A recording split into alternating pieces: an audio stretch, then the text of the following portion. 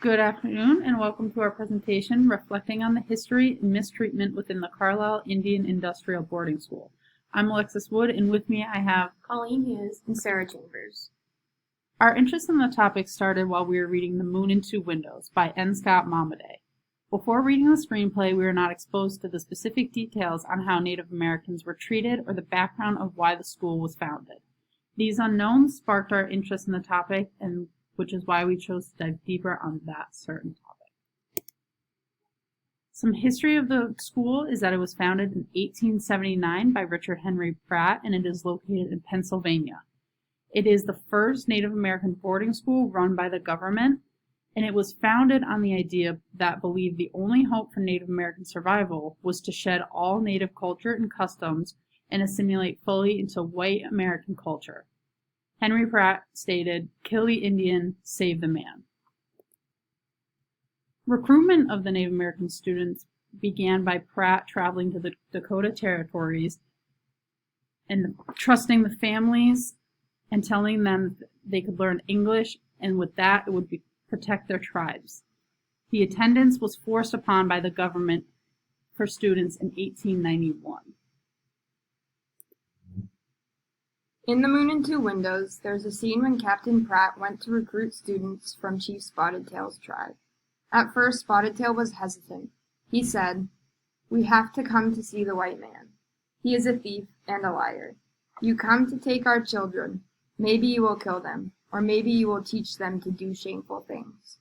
But Pratt ended up convincing him by saying, "But Spotted Tail, you cannot read or write. You cannot speak the language of this country.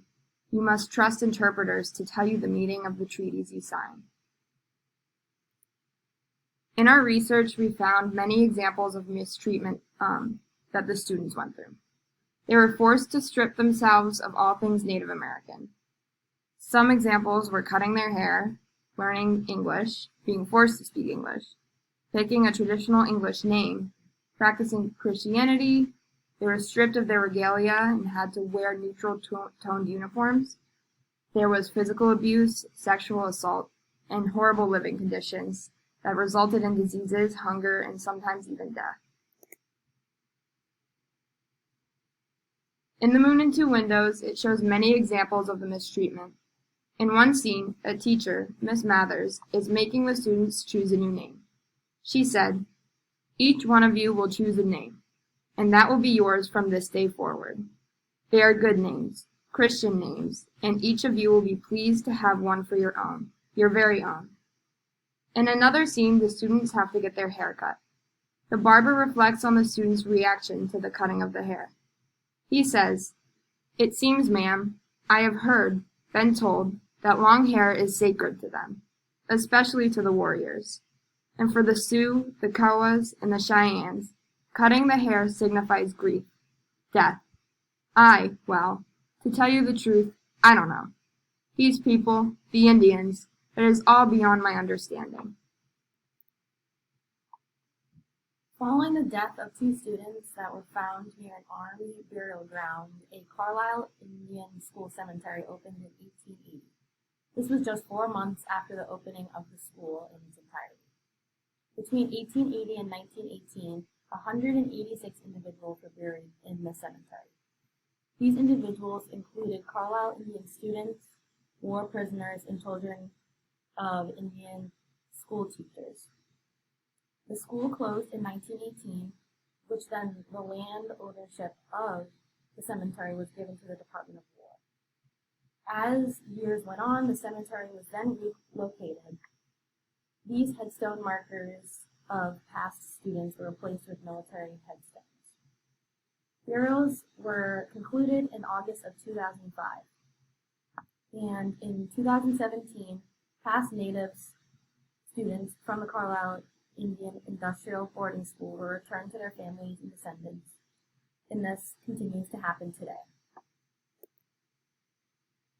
Here are pictures of gravestones from the original Carlisle Indian Industrial Boarding School cemetery.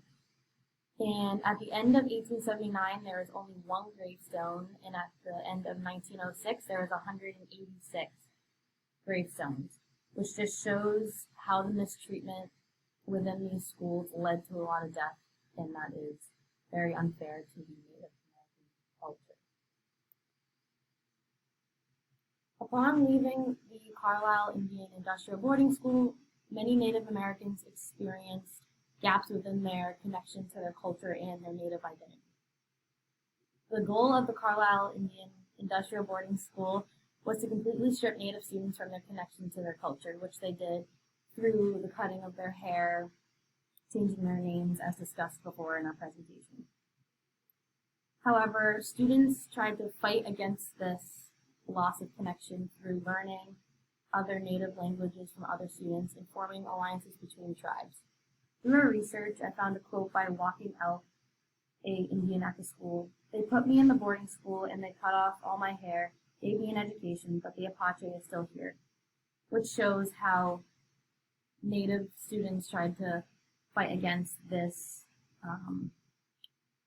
loss of connection to their culture and how they stayed true to their Native identity as a whole.